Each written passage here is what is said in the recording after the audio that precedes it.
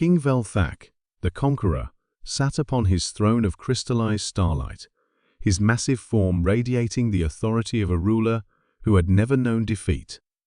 The monarch of the Vorthak Empire stretched his four muscular arms, each one adorned with rings forged from the cores of dead worlds. His crimson eyes gleamed as he studied the holographic display, floating before him, a small blue planet orbiting an unremarkable yellow star. Earth, he pronounced the word with disdain, his voice echoing through the vast throne chamber. The final unconquered world in this sector. His Grand Admiral, Kexmore, bowed low, his segmented exoskeleton clicking against the obsidian floor. Your Majesty, their technology is laughably primitive. Chemical rockets, nuclear weapons, electromagnetic shields. Our scouts report they still use combustion engines for surface transport. The king's laughter boomed through the chamber, causing lesser courtiers to tremble. In 3 centuries of rule, Velthak had brought 47 star systems under his dominion. Entire civilizations had fallen before his royal fleet, the most feared armada in the galaxy. Ships the size of moons, armed with weapons that could crack planets in half. How many vessels do these humans possess?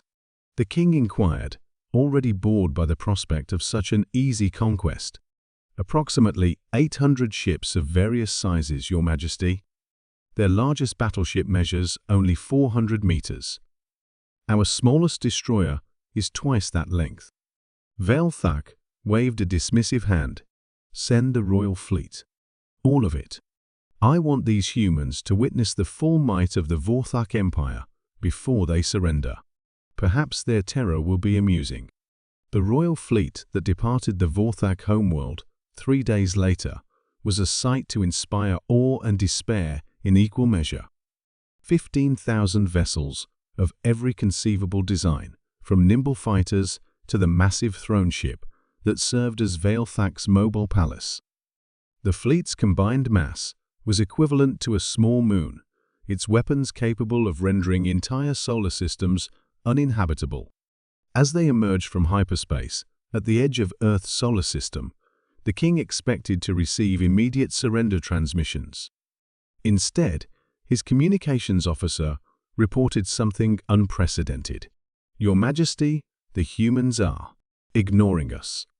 They acknowledge our presence, but refuse to open diplomatic channels. Velthak's eyes narrowed to burning slits.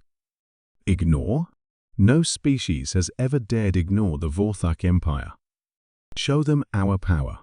Destroy one of their moons. The fleet's primary weapon systems charged, energies building that could vaporize celestial bodies.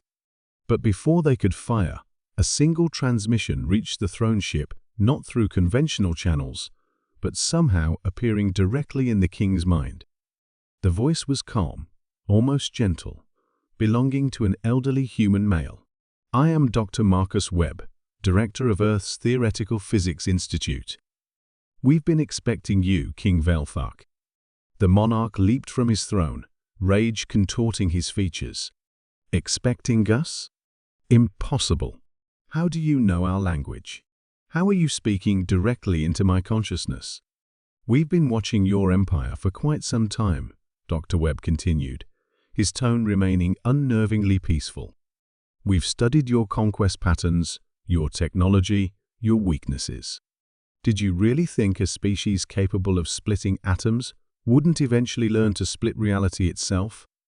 Before Velthak could respond, his sensor operators began screaming in panic.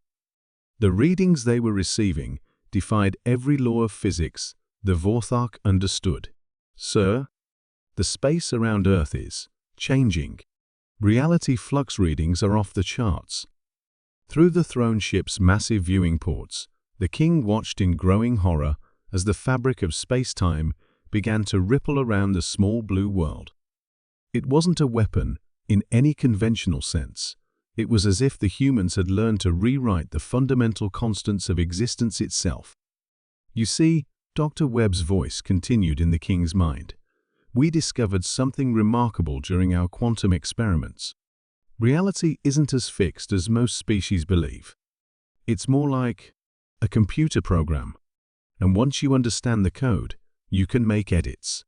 The Royal Fleet's instruments went haywire as space itself began to behave strangely. Distances that should have been constant started fluctuating. The speed of light became variable. The strong nuclear force weakened in some areas while growing impossibly powerful in others. "What are you doing to us?" Velthark roared, watching as some of his ships began to simply fade, as if they were being erased from existence. "We're solving a problem," Dr. Webb replied. "The problem of aggressive civilizations that threaten peaceful worlds. You see, Your Majesty, we've learned to edit beings and objects out of the universe's source code. It's not destruction, it's more like undoing, making it so you never existed in the first place." The king watched in absolute terror as ship after ship in his mighty fleet began to vanish.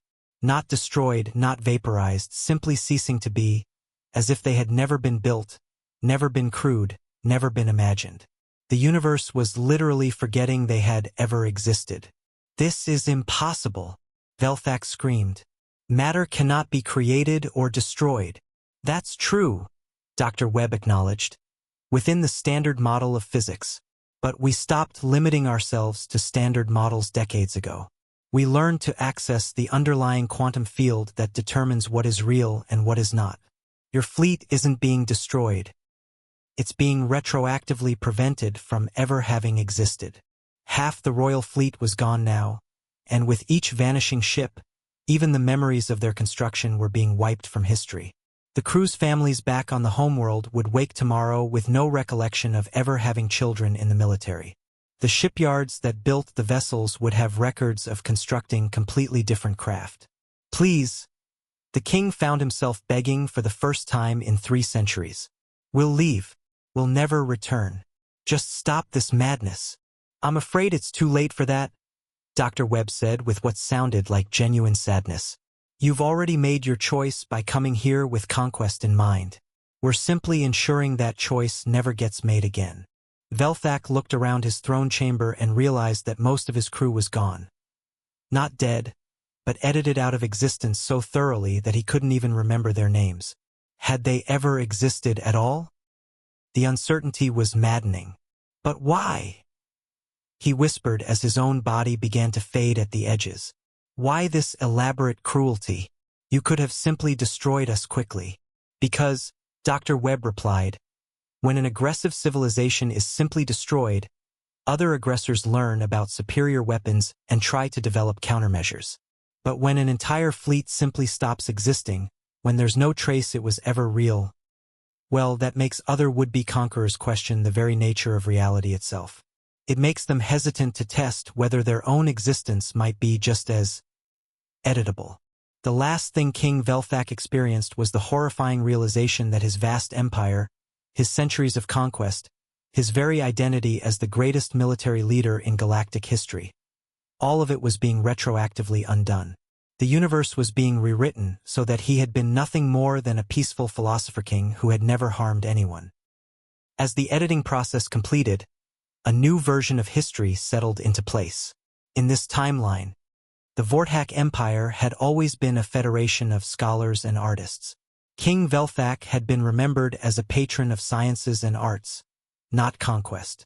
Dr. Webb sat back in his laboratory on Earth, removing his neural interface headset. Around him, his team of quantum physicists monitored the reality stabilization process.